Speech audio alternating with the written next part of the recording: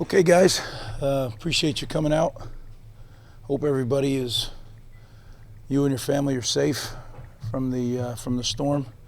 I know this has been tough on everybody, so try to answer your questions. Greg, is that how you kind of draw it up? That dominating defense, lots of really good special teams plays, solid enough offense. Is that kind of how you would draw this, your blueprint up? I think really, you look at it at halftime. I told the team, the score there's a pretty big differential in the score, but there wasn't really a differential in yards and those kind of things. The third down conversions, the difference was the takeaways in the first half. And when they came out and scored to start the second half, I've been doing this a long time, and I knew that was a pivotal time for this football team to see what we did. Were we going to be able to take momentum back, or was this going to go down to the end and be decided by a field goal? And we needed to do what we did today.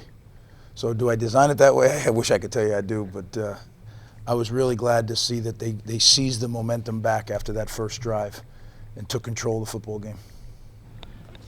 Greg, did the 2 days off, did that change how you guys approach this game at all, or did you just push everything back? Well, it did change. You gotta remember, like, it wasn't just a 2-day delay, but just like everybody else, several of our kids got evacuated from their apartments. So they're worried about their stuff, and we're in the hotel, and they don't know. Some of them have animals, dogs, all kinds of things. So it was, Thursday triaging everything to make sure everybody was taken care of. And then we literally talked about hitting reset. You can't just continue on that game prep that you were scheduled to play. You build yourself up to play. So we had to hit reset. We came back here on Thursday afternoon, and we had a Thursday practice because we had to go back in the week and start it over at Thursday. And I thought our guys did it. That was another thing that I was very proud of them. They did a great job of restarting the week and staying focused the final 2 days.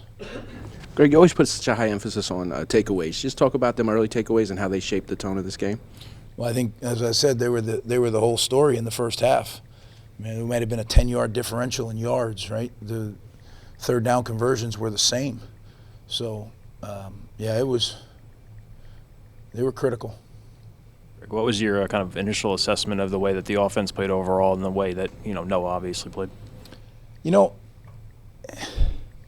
Things didn't go smoothly for us, right? It wasn't like things were just clicking. And we'll find out why that is. Like, I sound like every coach, right? Let me look at the tape. But it's hard to tell on the field what's going on. But that's okay, because when you do it as a football team, you have to find a way to keep poking and prodding and finding out where you're going to be able to make some yards and then make some points. And that's what we did today. And eventually got it rolling a little bit, and the help of some more takeaways and some good kicking plays. But look, we have a lot of work to do. It was nice to be able to win the game convincingly in the second half and be able to learn from all the mistakes we had from a good victory. But, we really got to get better here between now and next Saturday, going up to Syracuse. Greg, just on a personal level, to be back in this stadium with fans in the stand, what was that like for you today? It was really good, really cool. I'll tell you now, I thought we were in big trouble. We come down and you hear the music playing, and then I'm going to lead my team out of the tunnel, and I veer hard right to go to the bench, and I face plant over the top of a TV, one of the TV guys. I said, "Oh, this is great. This is a great start to the day. This is going to be beautiful." But that was the low point of the day, so that was good. But really, all kidding aside, it was really super. And I'm so proud of our student section. They say students won't come early in the morning, students won't come at noon. Well, I was pretty darn impressed by our students. They did a heck of a job. They were loud. It was great energy, great excitement. And, to all our fans, really. Right? I mean, think about what this area, this state, and this area just went through. And to have that kind of crowd, it's a testament to the fan base we have and to what we have to look forward to, moving forward. So I was thrilled with that. Just with finishing with only one penalty, how encouraging is that, especially given it's the first game of the season? I was proud of that. Yeah, very proud of that. And it was a fluke penalty in that, right? Max Melton got off so fast that it was a punt block. So I guess we didn't cover that if you get there and he hasn't even started to punt it yet, you just tackle him and it's our ball. So he went to block it and the ball kind of went under his hands, and that's what I'm told at least. That was an odd one. Yeah, but not to make light, because that is something that's, we've had our 12 and 13 shots with penalties, so really good focus. Think about those offensive linemen. Temple was doing some things different. They were playing some three-man front. They were moving the front. They were doing different things, mugging linebackers, and not to flinch, to stay in there and hold your water. That was pretty impressive. Now, we got to block them better, but one step at a time. Greg, obviously there's some big news down south. When is Gavin Wimsett going to be here? And I guess how you maybe talk us through how this all came to be, and what's his role going to be? Is he going to play this year? Well, the way it came to be is, we know what happened at Ohio State, and I think the family saw that and they asked, really just curiously, could we do that? We said, well, we can look into it if you want to, and we did, and it was a possibility because he's done a good job academically, and so he took some classes to get it accelerated, and so he played in his third game last night, and now he'll be coming to Rutgers. I think he's supposed to arrive Sunday sometime, and we'll get him started in classes on Monday. And his role, look, he's playing in a high school game Friday night, right? So I'm not going to put the cart before the horse here. We'll just get him here and get him acclimated. It'll be a great opportunity to learn our culture, get exposed to the scheme, learn about being a college football player.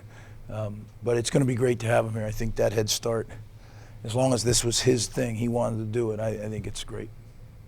Greg, I guess just to follow up, it's just sort of an unprecedented thing just to have this happen, to have a high school player play a game Friday, come join campus. I mean, it's just, could you talk about just the changing nature of college sports in general? I mean, maybe just your thoughts on, on just the entire deal. Right. After doing this 33 years, I'm probably more of a traditionalist, but I'm learning every single day that you got to be moving with the times. Otherwise, the times just pass you by. So this is where college football's headed. I think just if you think back to when high school seniors were starting mid-year, that was a big thing. I mean, he's starting in January. And now we had twice as many of our class start in January as started in June. So that's become the norm, not the exception. The early signing date, we call it the early signing date. That is the signing date. If you want to call something else, you call it the late signing date in February. So things are changing quickly in college athletics. And we're going to have to learn. We're going to have to navigate for sure. But you got to keep moving forward. I think if you sit back and just kind of meander around, you'll get left in the dust. Greg, as you know, there's going to be Rutgers fans that talk about Noah and his, future here. Do you have to have a conversation with him and, to try to, give him a pep talk and let him know that the job's his right now? Yeah, I don't think pep talk, like I told him when this thing broke last night, like I didn't think it would break till he got here, but really, who the heck knows, right? I mean, the way it is. As soon as it happened, I grabbed the quarterbacks and I just explained to them, hey, this is what's happening. In our program, everything's about competition, and every guy knows that. There's no misunderstanding that anybody owns anything, right? We work every single day to earn it, and present company included, right? So I think our guys, it really doesn't faze them. I know one thing: they got a great quarterback room, and they'll accept them and they'll help them grow and learn. That's what I fully. I don't expect it to happen. I know it'll happen. Kyle Monagai had a big day. I mean, did he kind of earn this role through camp, I guess, to have 8 touches, I think, a couple of receptions? Yeah, you saw the scrimmages, right? So you guys were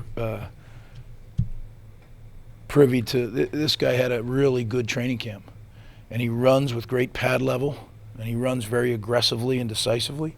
And, I like our running back room. I think it's going to take the whole room to win games. So we'll just keep rotating them, keeping them fresh.